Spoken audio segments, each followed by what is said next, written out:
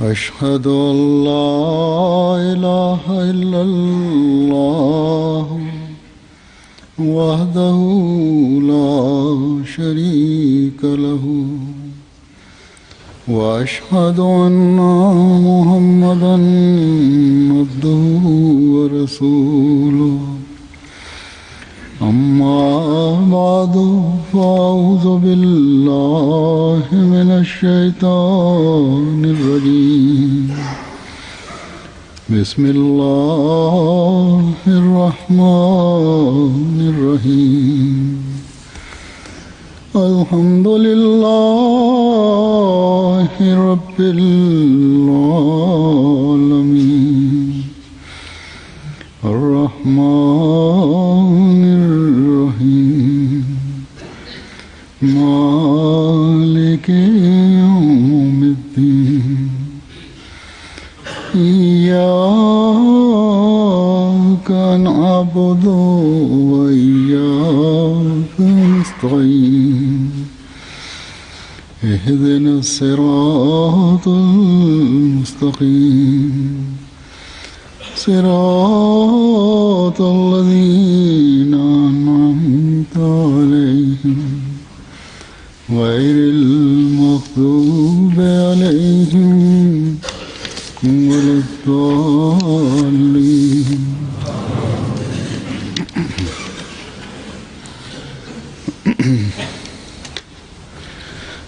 Hazrat sallallahu alaihi wasallam के आशिक Sadiq, pencinta sejati Rasulullah sallallahu alaihi wasallam, murid sejati, imam zaman, sesuai dengan nubuatan Nabi sallallahu alaihi wasallam, Masih Mahdi yang akan datang, yang Allah Subhanahu wa taala kirim setelah kegelapan masa yang panjang. Kebaikan yang telah dilakukan kepada kita, seberapapun kita bersyukur kepada Allah Subhanahu wa taala, masih kurang. Dan cara terbaik untuk bersyukur adalah bahwa pilihan yang Allah Ta'ala kirim, sabda-sabdanya, perintah-perintahnya, dan karya-karyanya kita renungkan dan kita jadikan sebagai bagian dari hidup kita. Apa yang Allah Subhanahu wa taala firmankan, yaitu di dalam Al-Qur'an, bahwa kunu ma'as-sadiqin, bahwa bergaullah bersama orang-orang yang saleh. Ambillah faedah dari pergaulan mereka. Pemandangan yang terbaik dari itu adalah bahwa kita dapatkan ketika para sahabat radhiyallahu anhum, mereka dari wujud Rasulullah mereka memperoleh berkat. Dari majelis-majelis beliau dan dari pergaulan beliau mereka mengambil banyak faedah. Dan kita dan menyampaikan sabda-sabda beliau kepada kita dan memperdengarkan majelis-majelis soal jawab mereka kepada kita, menyampaikan nasihat-nasihat beliau kepada kita. Kemudian ada zaman pencinta sejati Rasulullah sallallahu alaihi wasallam itu zahir, maka beliau alaihi salam tidak terhitung buku-buku ajaran Islam yang cantik dan tafsir Al-Quran yang beliau terangkan, beliau tulis. Keunggulan Islam beliau buktikan kepada dunia. Tetapi banyak majelis-majelis beliau ada yang ada bersama sahabat, hal-hal kecil, ada yang besar, ada yang kecil, dan ada yang dalam ceramah-ceramah yang tidak ada dalam buku-buku. Yang para sahabat beliau dari pergaulan itu mereka memperoleh berkat, maka pencinta dari murid sejati Rasulullah SAW mereka memperoleh berkat. Dari majelis-majelis itu जमात pada zaman itu अखबारों ने महफूज किया। telah mengumpulkannya dalam majalah-majalah jemaat, betapa mujurnya orang-orang itu कि मजालिस yang memperoleh berkat dari majelis Imam Zaman dan mereka dan mengamalkan nasihat-nasihat dari pergaulan baik-baik itu.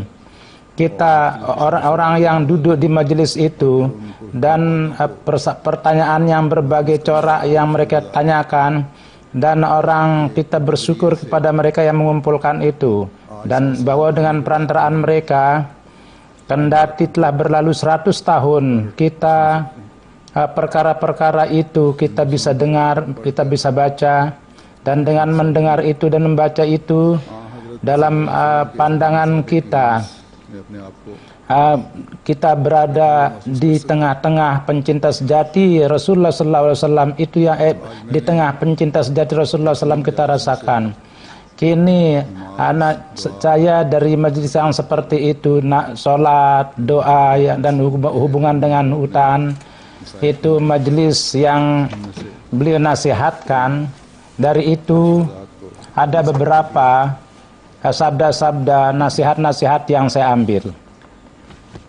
अपनी 1907 के जलसे की एक तकरीर में Pada tahun 1907 ada yang merupakan ceramah, satu tempat beliau bersabda bahwa dengan menarik perhatian kepada doa, bahwa ingatlah bahwa apa yang diajarkan oleh Al-Quran di awal Al-Quran, di dalam Quran itu dimulai dengan doa dan akhirnya pun dengan doa. Maksudnya adalah bahwa manusia sedemikian lemah bahwa tanpa karunia Tuhan tidak bisa sama sekali. और जब तक खुदा ताला से मदद और Dan selama tidak ada pertolongan dan bantuan dari Allah, mereka tidak bisa maju dalam kebaikan. Dalam sebuah hadis tertera bahwa semua orang mati kecuali yang Allah hidupkan, dan semua sesat kecuali yang Allah beri petunjuk oleh Allah, dan semua buta kecuali yang Allah beri mata. Walhasil ini merupakan hal yang benar bahwa selama tidak ada berkat dari Allah, maka sampai kecintaan dunia dia akan senantiasa kalah. Jadi mereka akan mencintai dunia, akan menjadi tenggelam di situ. Itulah yang bisa menyelamatkan mereka dari itu, yang dimana Tuhan itu berikan karunia. Namun hendaknya diingat bahwa berkat Allah Subhanahu wa Ta'ala adalah dimulai dari doa, dan memperoleh berkat itu pun perlu memohon kepadanya. Kemudian di dalam sholat menjauhkan keraguan-raguan pun beliau bersabda bahwa apa doa itu? Dengan mulut kita mengatakan ihdinas siratal mustaqim, dan di dalam hati terpikir bahwa kami akan jual beli seperti itu, ada ini yang tertinggal, pekerjaan ini seperti itu hendaknya, maka jika seperti itu maka seperti itu kita akan lakukan. Ini hanya menyia-nyiakan umur. Selama manusia tidak mendahulukan kitab Allah dan sesuai dengan itu tidak melaksanakan amalnya, maka sampai saat itu salatnya hanya menyia-nyiakan waktu saja. Beliau juga bersabda bahwa doalah. Di satu peristiwa diterangkan bahwa ada seorang buzruk pergi ke sebuah masjid. Di sana ada seorang imam. Dia sedang melakukan salat. Dia berpikir tentang bisnisnya. Dia mengatakan bahwa Hazrat Mas'ud jelaskan ini, saya akan berikan di Amritsar, kemudian saya akan dapatkan keuntungan dari sana, kemudian saya akan pergi saya akan dapat di sini, kemudian saya akan berjalan ke depan, kemudian selanjutnya dia orang sufi ini melepaskan dan pergi karena secara kasab dia memberitahukan tentang keadaan hati imam, dan sudah itu dia melaporkan bahwa dia tidak sholat di belakang lagi. Dia dengan sangat marah menanya bahwa apa sebabnya, kenapa kamu meninggalkan sholat, sedemikian besar dosa yang kamu lakukan. Maulwi Sahib, saya adalah orang lemah, orang tua. Tuhan mulai perjalanan dari Amritsar kemudian sampai Kalkata, dan Tuhan akan pergi ke jauh lagi, maka saya katanya sudah tua, saya tidak bisa ikut serta. Inilah kondisi orang yang melakukan sholat. Kemudian ceramah 1906, apa sholat itu? Itu adalah doa yang di dalamnya dengan penuh keperihan dan kehusukan. Oleh karena itu disebut sholat. Di dalamnya adalah dengan perih dan khusyuk. Apabila itu diminta, maka Allah Subhanahu wa taala pemberasaan yang buruk akan supaya dia dijauhkan, dan cinta yang sejati dia akan ciptakan di dalamnya. Dan kemudian kata salaf itu menjelaskan pada perkara bahwa hanya kata-kata tidak cukup, bahkan bersama itu bahwa harus ada kegelisahan dan harus ada kehusuan bersama itu. Allah Subhanahu wa taala mendengar suatu doa mana selama orang yang berdoa tidak sampai kepada kematian. Meminta doa adalah merupakan hal yang sangat sulit dan orang tidak memahami akan hakikatnya. Banyak orang yang menulis surat kepada saya bahwa saya berdoa untuk satu hal namun tidak ada pengaruhnya, dan sedemikian rupa akhir dengan cara demikian dia berburuk sangka kepada Tuhan, dan dengan putus asa dia menjadi hancur. Dia tidak mengetahui bahwa selama tidak syarat-syarat doa itu tidak bersama itu, maka doa tidak memberikan manfaat. Di antara syarat-syarat doa itu adalah bahwa hati menjadi hancur dan ruh seperti air di singgasana ilahi itu jatuh, dan dengan gelisah, dengan bimbang dia terjadi di situ, dan bersama itu manusia tanpa sabar jangan terjadi dalam dirinya, bahkan dengan sabar dan dia terus meneruskan doa, maka baru bisa diharapkan bahwa doa itu bisa dikabulkan. Dia bersabda bahwa sholat adalah merupakan doa yang sangat tinggi, namun orang tidak memahaminya, dan hakikatnya hanya dia memahami bahwa secara tradisi berdiri, ruku, sujud itu adalah merupakan perantara, dan beberapa kata seperti tua dia membaca itu baik itu dia pahami atau tidak.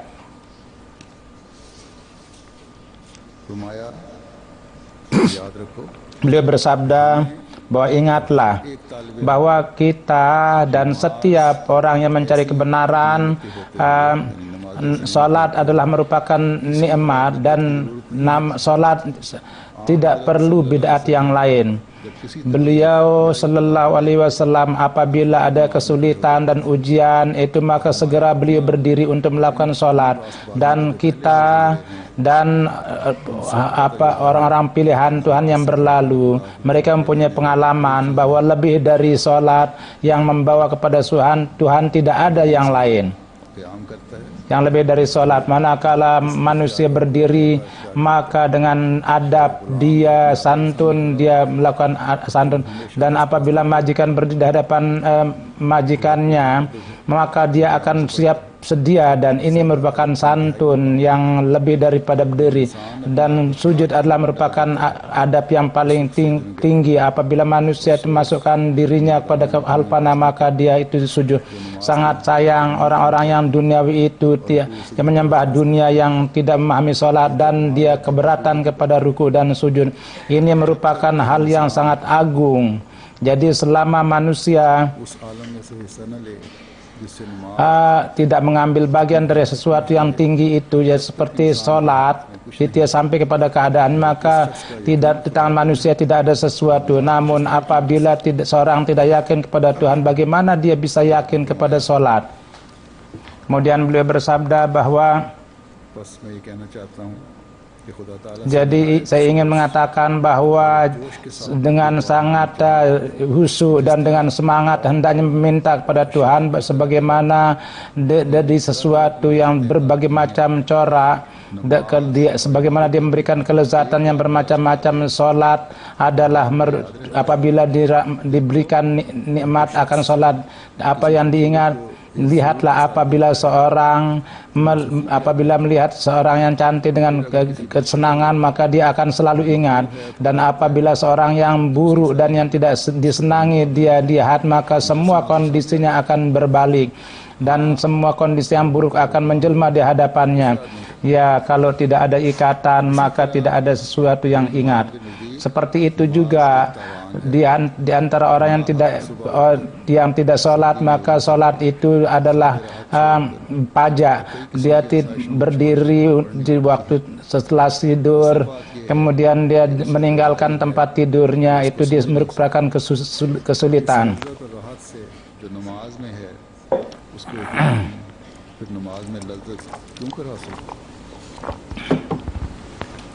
Kalau dia tidak memahami akan kondisi salat, maka dia akan mendapatkan kelezatan. Pada tahun 1906 beliau memberikan contoh tentang doa. Dalam urusan doa, Hazrat Isa telah memberikan misal. Beliau mengatakan bahwa ada seorang hakim yang dia tidak bisa adil kepada seorang, maka siang malam dia sibuk untuk mencari kesenangan. Seorang perempuan yang sedang disidang, dia setiap saat dia datang ke pintunya dan memohon keadilan dari dia. Maka terus dia melakukan seperti itu sehingga hakim itu menjadi penat, dan pada akhirnya dia memberikan keputusan tentang sidangnya itu dan dia memberikan keadilan padanya. Lihatlah, beliau bersabda, Hazrat Masmud bersabda bahwa apakah Tuhan kamu tidak seperti kadi itu, bahwa dia mendengar doa kamu dan tidak memberikan keinginan kamu untuk hendaknya senantiasa sibuk dalam doa. Pada waktu pengabulan pasti akan datang, syaratnya adalah istiqomah. Kemudian di satu tempat beliau bersabda di satu majelis, ingatlah bahwa sholat tidak, jadi sholat, orang yang sholat seperti itu Tuhan itu mengutuknya yang tidak khusyuk. Jadi jangankan dia diterima, gairul musallin wailul musallin, ini adalah untuk orang yang hakikat sholat itu dan tidak mengenal akan hal sholat itu. Para sahabat radhiyallahu anhum, mereka sendiri memahami bahasa Arab dan mereka memahami akan hakikatnya. Tetapi untuk kita ini perlu bahwa kita memahami artinya, dan di dalam sholat kita sedemikian rupa kita menciptakan kelezatan. Namun orang-orang itu memahami akan hal itu sebagaimana sebagaimana ada nabi baru yang kedua yang datang, dan sehingga jadi bukannya memahami sholat, namun sholat itu dijadikan sedemikian dan hanya tradisi belaka yang tersisa, seakan-akan ada sesuatu yang baru. Bersabda, ingatlah bahwa di sini tidak ada faedahnya, bahkan ini merupakan beban bagi manusia, yakni di hadapan Tuhan itu diberikan kesempatan, dan yang dari itu banyak kesulitan yang bisa manusia selamat dari itu. Saya heran bahwa orang itu bagaimana mereka melewati hidup yang harinya itu berlalu dan malamnya berlalu, namun dia tidak mengetahui bahwa apakah ada Tuhannya atau tidak. Ingatlah bahwa orang yang seperti itu kini pun dia hancur dan besok pun dia hancur. Beliau bersabda bahwa saya ingin menasihatkan hal yang perlu kiranya orang itu memahami. Lihatlah, umur ini berlalu dan tinggalkanlah kelalaian dan khusyuklah. dan kalian sendiri berdoalah kepada Tuhan dan supaya iman kalian diselamatkan dan supaya Dia reda kepada kalian. एक मजलिस में बैठते थे, तशरीफ फरमा थे। Kemudian pada tanggal 27 Maret beliau dalam sebuah majelis berbicara, maka disebutkan tentang dua orang yang saling bertengkar. Jadi kenapa marah di antara keduanya? Maka beliau menasihatkan di majelis itu bahwa berkenaan dengan itu beliau bersabda bahwa jadi selama hati itu tidak bersih, doa itu tidak terkabul. Jadi manakala dalam urusan dunia, apabila ada tidak kesenangan kepada seorang, maka doa tidak akan bisa dikabulkan. Beliau bersabda bahwa jadi pertengkaran di antara sesama dan kebencian di antara sesama dan akibat dari egois seorang itu marah pada suatu, tinggalkanlah dan keluarkanlah kebencian itu, karena ada kebencian di dalam hati maka beliau bersabda doa kamu pun tidak akan dikabulkan. Maka beliau mengatakan hendaknya diingat hal ini dengan baik dan jangan karena dunia kalian benci kepada seseorang dan sarana-sarannya apa yang khasiatnya bahwa dengan akibat itu kamu benci kepada seseorang. शहर को तशरीफ ले जाते थे। Pada waktu pagi beliau pergi jalan-jalan, para sahabat pun bersama beliau. Ada saja pembicaraan yang berjalan pada tahun 2008 itu mengenai satu jalan-jalan pagi beliau berjalan. Ada satu bagian yang sambil beliau bersabda sebagian orang adalah bahwa dengan satu telinga dia dengar dan dia keluarkan dari telinga yang lain. Dia masukkan. Jadi seberapapun dinasihatkan dia tidak ada pengaruhnya. Ingatlah bahwa Allah Subhanahu wa taala tidak perlu kita. Selama kita tidak banyak dan berkali-kali kita tidak berdoa dengan gelisah, Dia tidak menghiraukan kita. Ingatlah bahwa seorang yang sakit istri dan anaknya atau ada seorang itu disidang, maka demi untuk hal itu betapa dia gelisah. Maka di dalam doa selama tidak ada kegelisahan yang sejati dan tidak ada maka tidak akan ada pengaruhnya dan itu akan sia-sia. Untuk pengabulan diperlukan kegelisahan. Sebagaimana berfirman amma yujibul mutara iza da'ahu wa yakshifu su'a, bahwa siapa yang mendengar doa seorang yang apabila dia berdoa kepadanya dan menjauhkan kesulitannya. Jadi dia mendengar doa orang yang tidak berdaya, berdoa bersabda Tuhanlah yang mendengar doa-doa itu. Di Lahore ada sebuah majelis di mana ada orang Ahmadi juga ikut serta dalamnya. Beliau menyampaikan ceramah yang panjang. Di dalamnya beliau berbicara tentang doa.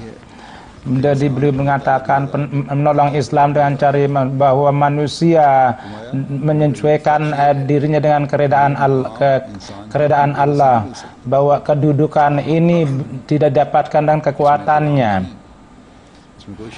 Di dalamnya tidak ada kalam, tidak ada keraguan bahwa ini merupakan kewajiban manusia supaya dia berusaha keras.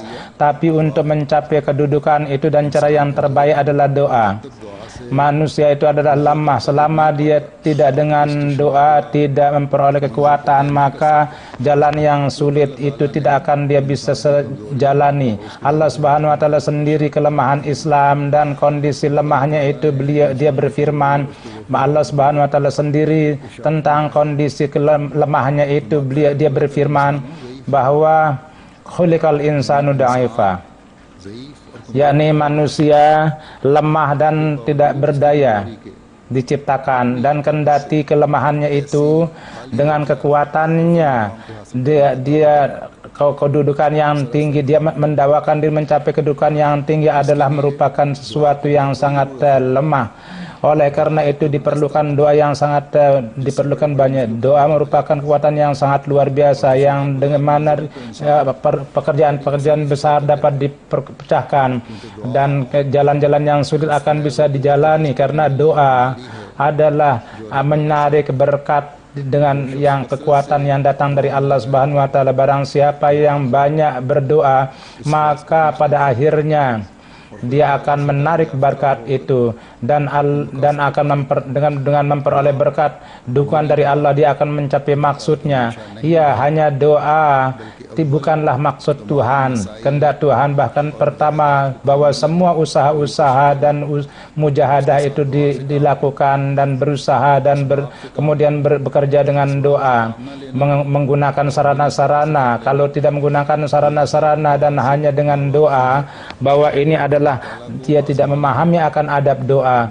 dan merupakan menguji Tuhan, dan hanya cenderung kepada sarana dan menganggap doa itu tidak ada artinya apa-apa, maka itu adalah ateis. Jadi ingatlah sekali lagi bahwa doa adalah merupakan harta kekayaan. Barang siapa yang tidak meninggalkan doa, maka dunia dan agamanya tidak akan datang bencana itu. Dia berada dalam benteng yang di sekelilingnya ada tentara yang bersenjata setiap saat melindunginya. Tetapi barang siapa yang tidak menghiraukan doa, maka adalah seperti orang yang dia sendiri tidak bersenjata dan dia lemah juga, dan kemudian berada di dalam hutan yang dimana banyak binatang buas, penuh dengan binatang buas. Dia dapat memahami bahwa kebaikannya tidak akan ada. Dalam satu second binatang buas itu akan menghancurkannya dan tulangnya pun tidak akan tersisa. Oleh karena ingatlah, keuntungan manusia yang besar adalah pada dasarnya adalah doa.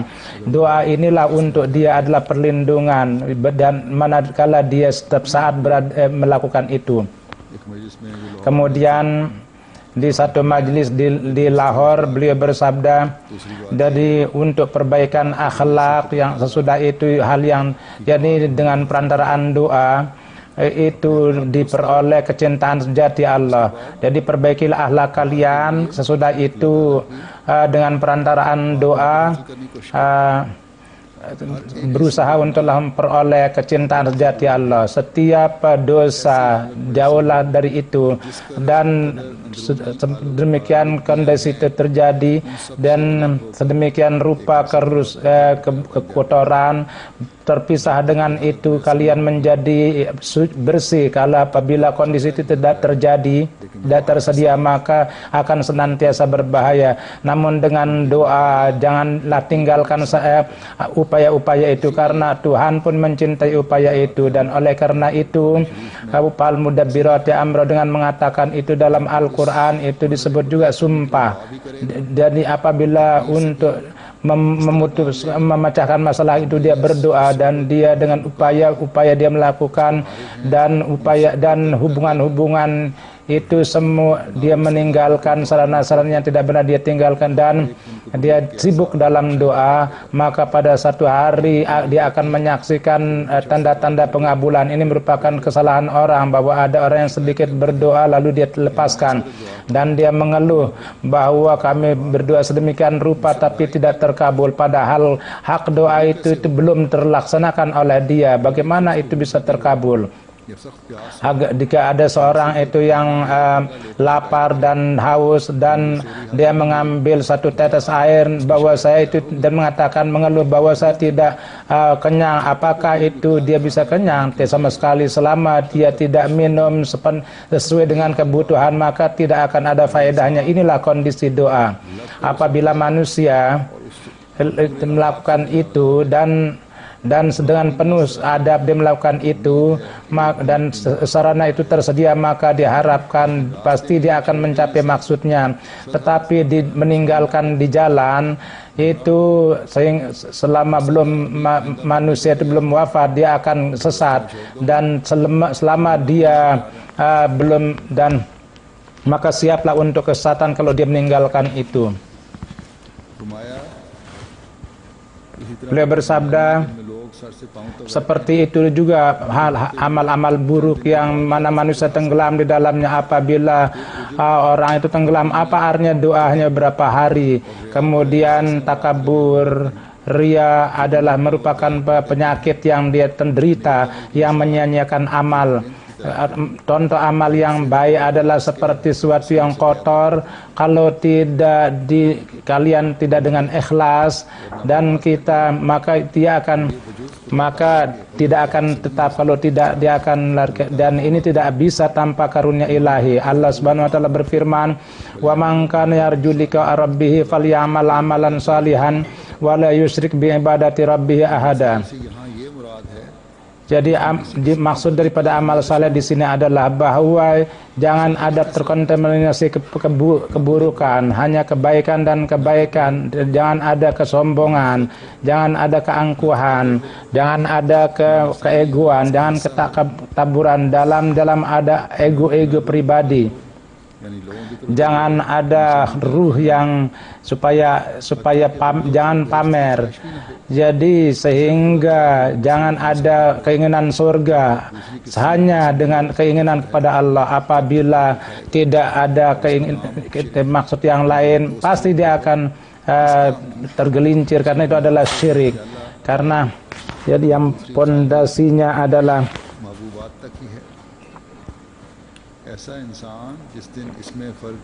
manusia yang seperti itu, di mana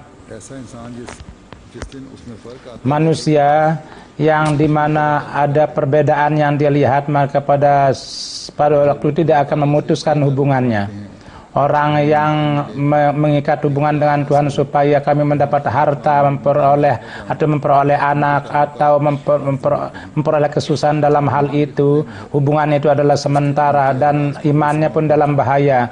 Apabila ada tujuannya itu berbahaya, jadi keinginannya itu ada kerugian, maka pada saat itu akan timbul kerusakan dari imannya. Jadi orang mukmin yang benar adalah dia tidak beribadah kepada Tuhan karena satu sandaran, bahkan bahwa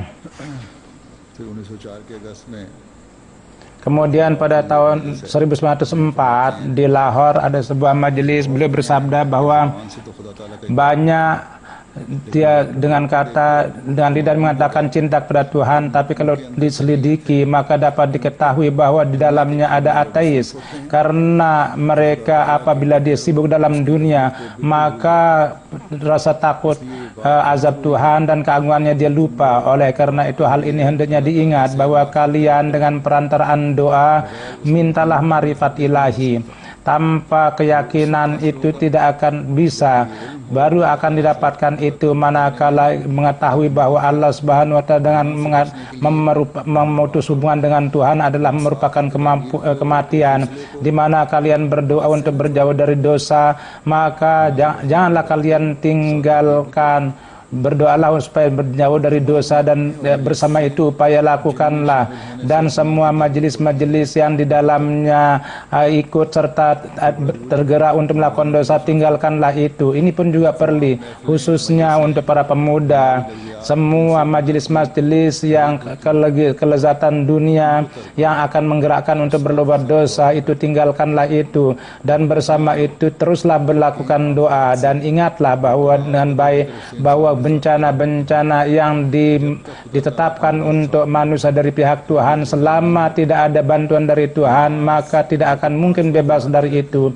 Salat yang dilakukan 5 waktu sehari semalam, di sini pun juga ada isyarat bahwa kalau kejelaman nafsu dan tidak diselamatkan dari khayalan itu, maka tidak akan memperoleh solat yang benar. Arti solat bukan artinya mematuk-matuk, dan bukan itu sama sekali.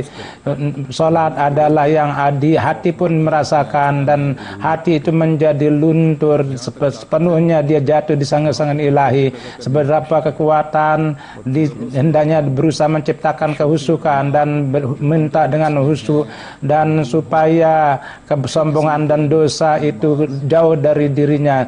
Jadi itulah yang disebut salat yang berberkat. Dan apabila dia istiqomah, maka dia akan melihat baik siang maupun malam nur itu jatuh di hatinya, dan keangkuhan nafsu amarah pun juga sebagaimana ular naga itu seperti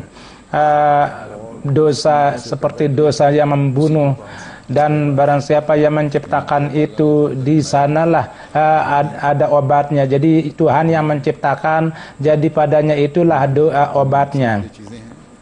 Jadi dosa yang merupakan sesuatu yang merugikan, obatnya pun mintalah kepada Tuhan dengan murni dan dengan tulus. Kemudian एक मजलिस में जहाँ नए बैत करने वाले शामिल थे, pada tahun 1904 orang yang ikut beat beliau, dalam nasihat itu beliau bersabda bahwa untuk doa manusia hendaknya menintrospeksi dirinya, apakah kecenderungannya kepada dunia atau kepada agama. Yakni dengan banyak berdoa, apakah untuk kesenangan dunia atau untuk menghormati agama.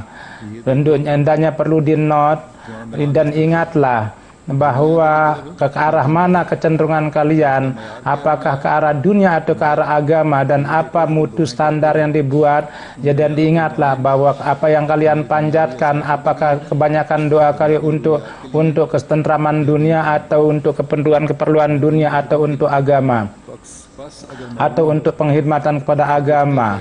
Jadi kalau kalian mengetahui bahwa duduk, berdiri dan sambil berbaring kalian hanya tujuan dunia belaka dan tidak ada maksud agama, maka hendaknya manusia menangis akan kondisinya. Dan kalau hanya dunia maka tidak ada maksud agama, maka hendaknya menangis akan kondisi itu. Banyak sekali dilihat bahwa orang dengan tekad untuk meraih dunia, mereka itu berdoa dan haluat, dan sebagai dampaknya mereka menderita berbagai macam penyakit. Sebagian mereka gila. Namun apabila demi untuk agama, maka Tuhan tidak menyia-nyiakan, dan amalnya adalah seperti biji. Apabila seorang diberi biji dan dia tidak menjadikan dan tidak menggunakannya, maka pada akhirnya banyak bencana yang dia akan dapatkan. Seperti itu juga perkataan yang tidak diamalkan, maka lama-kelamaan perkataan itu pun akan sia-sia. Oleh karena itu seperti amal, hendaknya segala sesuatu dilakukan, yakni berusahalah untuk melakukan amal-amal itu. Bila satu biji kalian tanam, maka kalian akan panen. Kemudian pada bulan Januari 1908 beliau bersabda bahwa hakiki doa itu apa? Beliau bersabda ada dua macam doa itu. Satu adalah secara biasa, jadi apabila manusia menyampaikan pada puncaknya, inilah doa yang dalam arti yang hakiki dikatakan doa. Manusia hendaknya dalam suatu kesulitan, tanpa dia ada dalam kesulitan pun harus berdoa. Jangan karena dia ada kesulitan dia berdoa, bahkan dalam kondisi umum pun dia berdoa, karena dia tidak mengetahui bahwa apa kehendak ilahi itu dan apa yang akan terjadi besok. Oleh karena itu berdoa sebelumnya supaya kalian diselamatkan. Sebagian kadang-kadang bencana itu datang di mana manusia tidak ada kesempatan untuk berdoa. Jadi apabila sebelumnya dia berdoa, maka dalam kondisi bahaya itu akan berguna baginya. Inilah kepentingan doa. Kemudian dalam sebuah ceramah beliau bersabda bahwa keciptaan manusia ada dua tangan, dan kemudian jadi memberikan petunjuk satu dengan yang lain. Pemandangan ini pun ada pada manusia, bahwa betapa herannya dan mengherankan, yakni tawanu alal burri wa taqwa, itu menjauhkan jadi manusia punya badan yang merupakan bentuk badan manusia. Setiap anggota badan manusia satu dengan yang lainnya itu untuk membantu satu dengan yang lain. Beliau bersabda seperti itulah ta'awanu alal birri wa taqwa, bahwa jadi memahaminya itu sangat, jadi melihat kesulitan. Jadi ya saya katakan bahwa dalam mencari sarana, lakukanlah dengan perantaraan doa, yakni sarana duniawi. Kalau itu yang kalian cari, maka lakukanlah itu dengan doa. Jadi membantu satu dengan yang lain itu saya tidak memahami selama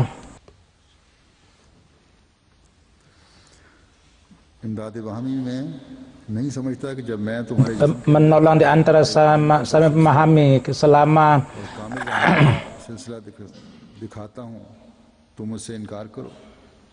अल्लाह ताला ने इस बात को और भी साफ करने और Allah Subhanahu wa taala hal itu telah dan jelas itu untuk membuka kepada dunia para nabi. Dia telah membuat mata rantai para nabi. Allah Subhanahu wa taala kuasa bahwa kalau dia menghendaki bahwa pada saat diperlukan itu dia tidak membiarkan nabi itu ada, rasul itu ada, tetapi dia datang pada satu masa dan dia terpaksa mengatakan man ansari ilallah.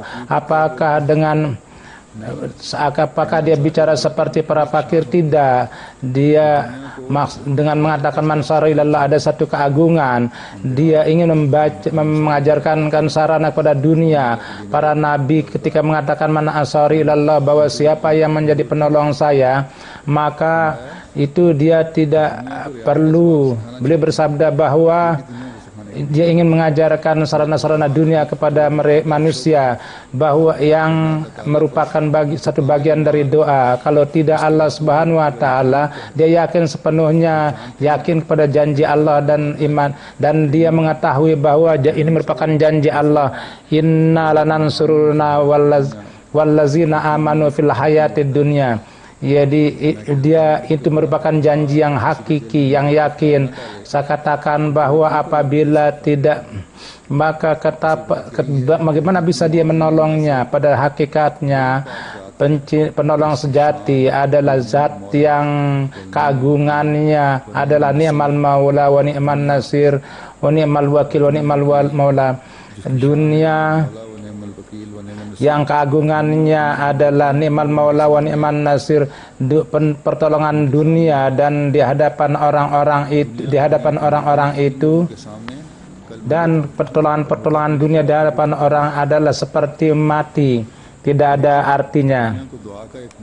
Tetapi dia adalah untuk mengajarkan berdoa untuk doa. Inilah caranya. Pada hakikatnya dalam bisnisnya Tuhanlah yang dia ketahui sebagai pelindungnya, dan ini adalah benar. Wa huwa yatawallas shalihin, bahwa Allah Subhanahu wa taala akan mengirimnya, bahwa karobarnya supaya dia zahirkan untuk orang lain. Rasulullah sallallahu alaihi wasallam kita di berbagai tempat juga beliau menyeru orang untuk pertolongan, supaya karena itu adalah merupakan pertolongan Allah Subhanahu wa taala, beliau mencari itu.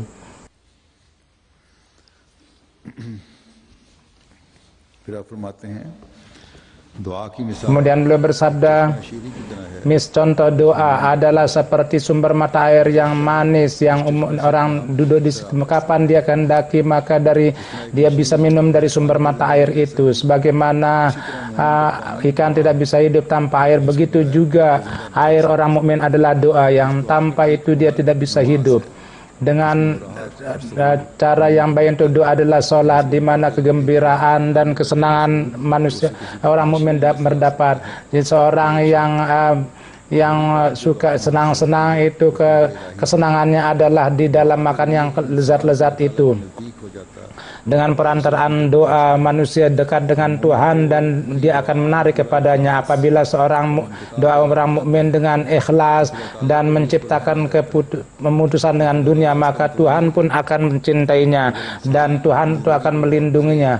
Dan apabila manusia merenungkan kehidupannya, maka tanpa perlindungan Allah kehidupan manusia akan menjadi sia-sia. Apabila manusia sampai kepada masa baliknya dan memahami akan rugi dan untungnya, maka kegagalan dan berbagai musibah itu akan mulai mata rantai yang panjang. Dan untuk menghindar dari itu, dia berbagai upaya yang dia lakukan dengan perantaraan harta, dengan perantaraan hubungan dengan hakim-hakim, dan dengan berbagai macam cara-cara. Apabila musibah datang kepada dunia, dan itu mulai apa yang dilakukan untuk menghindar. Kalau ada harta, kalau ada uang, maka dia akan menggunakan itu untuk menjauhkan itu. Apabila kaitannya dengan para aparat besar, maka dia akan menggunakan sarana hubungan-hubungan itu, dan berbagai macam alasan-alasan dan penipuan. Dengan cara apapun dia mencari jalan untuk keselamatan, tetapi sangat sayang, tapi sangat sulit untuk selamat. kadang-kadang akhir buruk daripada musibah itu adalah membunuh diri. Misalnya dalam kesedihan orang-orang dunia itu dan kesulitan mereka itu, perlawanannya itu orang-orang ahli Allah, orang-orang yang dekat dengan Allah, atau apabila diperbandingkan dengan musibah para nabi, maka dibandingkan musibah para nabi dibandingkan dengan orang dunia. Tapi kesulitan ini adalah orang-orang suci itu tidak menyusahkan, tidak menggelisahkan mereka. Kesulitan yang didapatkan oleh para nabi itu tidak menggelita, tidak menjadikan mereka sedih. Kesedihannya dan kenikmatan itu tidak berubah, karena dengan perantaraan doa-doanya mereka berada di dekat Tuhan. Lihatlah, apabila ada ikatan dengan seorang dan hakim itu telah menenteramkannya bahwa pada saat kesulitannya dia akan menolongnya, maka orang yang seperti itu dalam kondisi sulit itu, yang mana ada orang kesulitan, pemecahan kesulitan di tangan hakim itu, maka dia tidak akan gelisah, maka dia akan mempunyai ikatan yang lebih kuat lagi dengan ahkamul hakimin. Maka kapan kesulitan itu menyulitkan dia atau menyedihkan dia? Para nabi yang datang kesulitan kepada mereka, 1/10-nya pun jika menimpa kepada orang yang lain, maka dia akan lepas kontrol.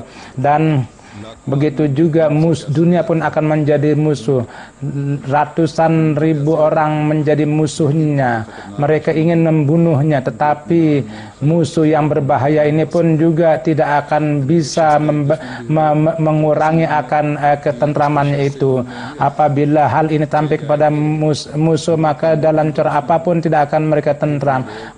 Baik itu seluruh dunia menjadi musuhnya, maka orang itu akan melewati hidupnya dalam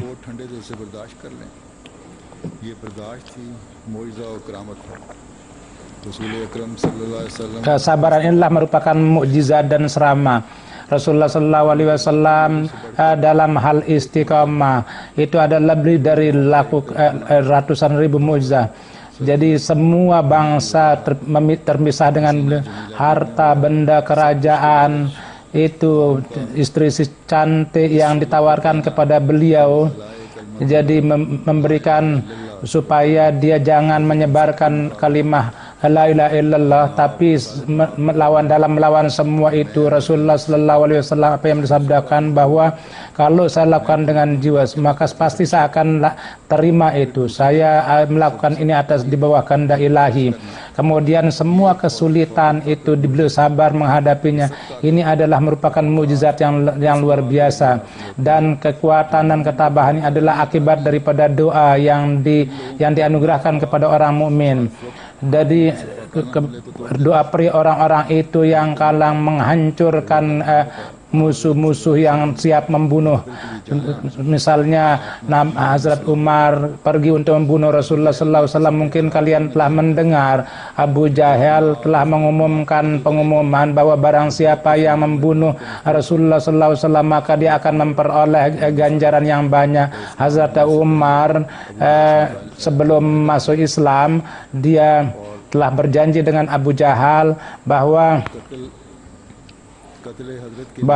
dia akan membunuh untuk membunuh Rasulullah sallallahu alaihi wasallam beliau siap. Maka beliau mencari waktu yang baik untuk melakukan pembunuhan, dan ketika ditanya bahwa Rasulullah sallallahu alaihi wasallam itu pada tengah malam beliau ada di Ka'bah untuk melakukan solat, maka Hazrat Umar dianggap beliau datang ke tengah malam di Ka'bah. Maka dari hutan mulai terdengar suara la ilaha illallah, maka Hazrat Umar menginginkan bahwa Rasulullah sallallahu alaihi wasallam dalam keadaan sujud, maka beliau akan membunuhnya. Maka Rasulullah sallallahu alaihi wasallam dengan perih beliau mulai manjatkan doa kepada Allah, dan di dalam sujud sedemikian rupa beliau memuji Tuhan sehingga hati Hazrat Umar menjadi luluh, semua keberanian itu menjadi hilang, dan tangan yang siap untuk membunuh itu menjadi lemah. Setelah selesai sholat, ketika Rasulullah sallallahu alaihi wasallam pergi ke rumah, maka di belakangnya Hazrat Umar Umar itu mengikuti. Maka Rasulullah SAW bertanya kepada dia, dan ketika beliau mengetahui, wahai Umar, apakah kamu tidak meninggalkan saya? Hazrat Umar mengatakan takut didoakan buruk. Maka beliau mengatakan bahwa saya telah meninggalkan untuk membunuh Tuhan. Janganlah berdoa buruk untuk saya. Maka Hazrat Umar bersabda, maka itu merupakan malam pertama ketika terlahir kecintaan dalam hati saya terhadap Islam.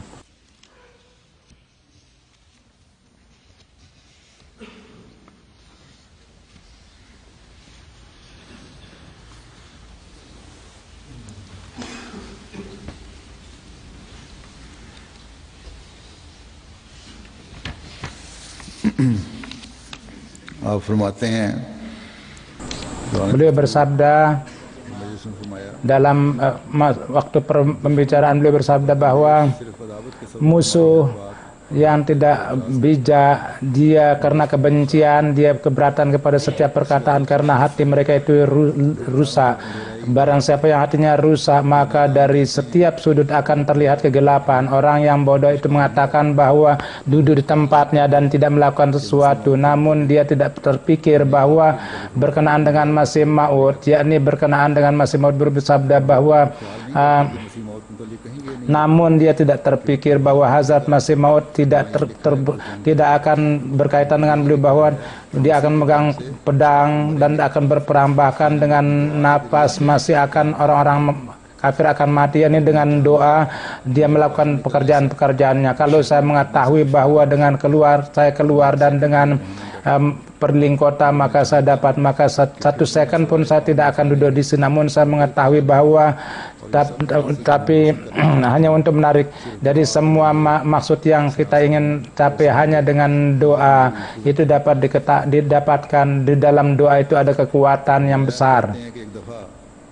Beliau bersabda bahwa satu kali ada seorang raja datang pergi untuk menyerang satu bangsa, satu kaum. Maka dia mengatakan, jangan kamu maju ke depan, kalau saya akan berperang dengan kamu, kata seorang miskin itu. Raja itu heran, kamu katanya seorang yang tidak berdaya, bagaimana kamu bisa berperang dengan saya? Fakir itu mengatakan, orang miskin itu mengatakan, saya dengan senjata doa di pagi hari saya akan berperang dengan kamu. Raja itu mengatakan, saya tidak bisa melawan itu. Dengan mengatakan itu dia kembali. Walhasil di dalam doa Allah telah meletakkan kekuatan. Allah berkali-kali dengan ilham berfirman kepada saya bahwa apapun yang terjadi itu adalah dengan doa. Senjata kita adalah doa, dan selain itu tidak ada senjata selain itu. Apapun yang kita minta secara sembunyi, Allah secara zahir menzahirkannya. Di masa para nabi, sebagian para penentang dengan perantaraan doa mereka itu disiksa, dan Tuhan mengetahui bahwa kita itu lemah dan kita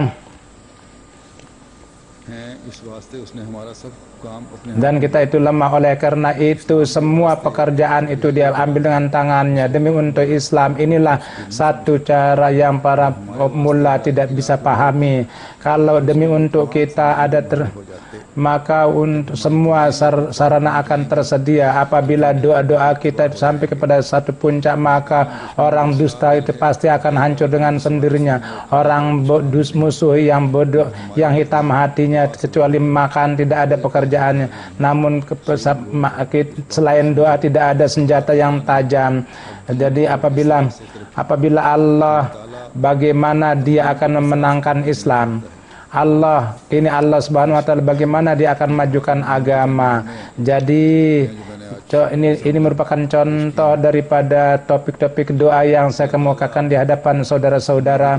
Mudah-mudahan Allah Subhanahu wa taala memberikan pemahaman kepada kita tentang doa, dan itu dapat kita aplikasikan dalam hidup kita. Mudah-mudahan senantiasa tujuan kita adalah zat Allah dan meraih keredaannya. Dan dalam setiap kesenangan dan dalam kesulitan kita di hadapan Allah Subhanahu wa taala tunduk dan kita memohon kepada Allah dan kita memahami akan kepentingan itu. kita memahami akan hal itu, bahwa bersama Hazrat Masih Maud alaihissalatu wassalam, dengan mempunyai ikatan kita dengan Masih Maud, apa tanggung jawab yang ada pada kita, dan ini merupakan tanggung jawab yang besar, bahwa kini setiap perkataan kita dan perbuatan kita adalah demi untuk mencari keridaan Allah Subhanahu wa taala hendaknya. Mudah-mudahan Allah memberi taufik kepada kita dan kita dapat mendahulukan agama daripada dunia, dan kita menjadi orang yang berdoa untuk itu.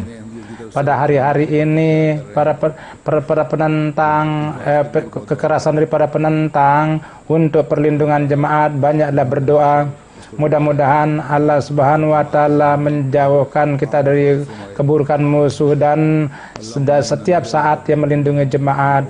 Allahumma inna naj'aluka fi nurihim wa na'udzubika min syururihim. Wahai Allah, kami untuk melawan para penentang itu, kami menjadikan Kau tameng, dan kami berlindung dari keburukan mereka. Rabbi inni mazlumun fantasir. Wahai Tuhan kami, kami dianiaya, Engkaulah yang akan menuntut balas. Rabbi kullu syai'in khadimuka, Rabbi fahfazni wansurni warhamni. Wahai Tuhan, segala sesuatu adalah hadim Engkau. Oleh karena itu, lindungilah saya, tolonglah saya, dan kasihanilah saya.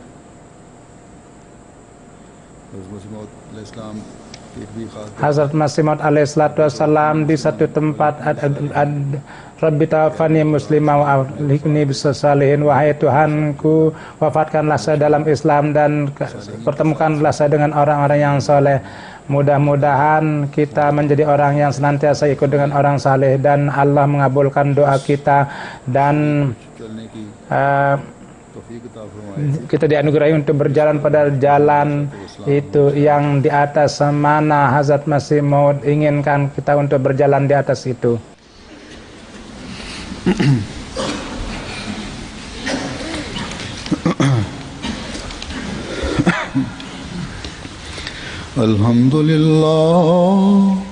Alhamdulillah nahmaduhu wa nasta'inuhu wa nastaghfiruhu wa nu'minu bihi wa natawakkalu alayhi wa na'udzu billahi min shururi anfusina wa min sayyiati a'malina. من يهده الله فلا مضل له ومن يضلل فلا هادي له ونشهد أن لا إله إلا الله ونشهد أن محمدا عبده ورسوله. عباد الله رحمكم الله إن الله يأمر بالعدل والإحسان وإيتاء ذي القربى وينهى عن الفحشاء والمنكر والبغي يعظكم لعلكم تذكرون. اذكروا الله يذكركم وادعوه يستجب لكم ولذكر الله أكبر.